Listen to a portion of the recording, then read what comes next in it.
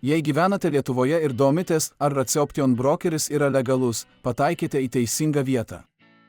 Šiame vaizdo įraše atsakysiu į šį klausimą ir paaiškinsiu, kaip saugiai pradėti savo nuotykį su prekyba.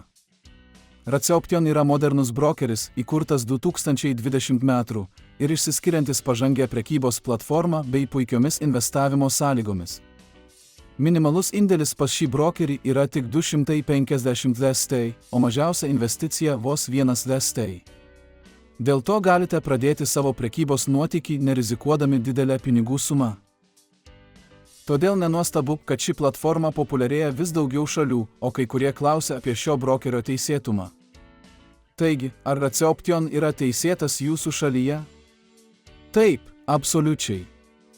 Dėl to, kad brokeris įsikūręs Karibų jūros regione, jis nepriklauso jokios šalies jurisdikcijai.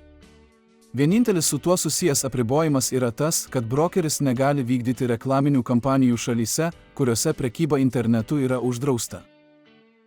Norėdami atidaryti sąskaitą Raceoption, eikite į svetainę, kurios nuorodą rasite aprašyme, tada paspauskite viršutiniame dešiniajame kampe esantį mygtuką. Čia įveskite savo pašto adresą ir slaptažodį, tada pasirinkite pageidaujamą sąskaitos valiutą.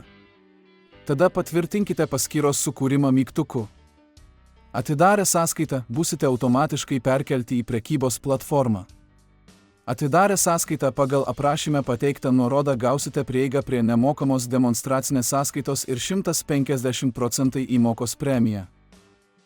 Norėdami atlikti įmoką, spustelėkite žalią mygtuką viršutiniame dešiniajame ekrano kampe ir pasirinkite pageidaujamą įmokos būdą. Įmokas galite atlikti naudodami kriptovaliutas, internetinės piniginės ir banko pervedimą.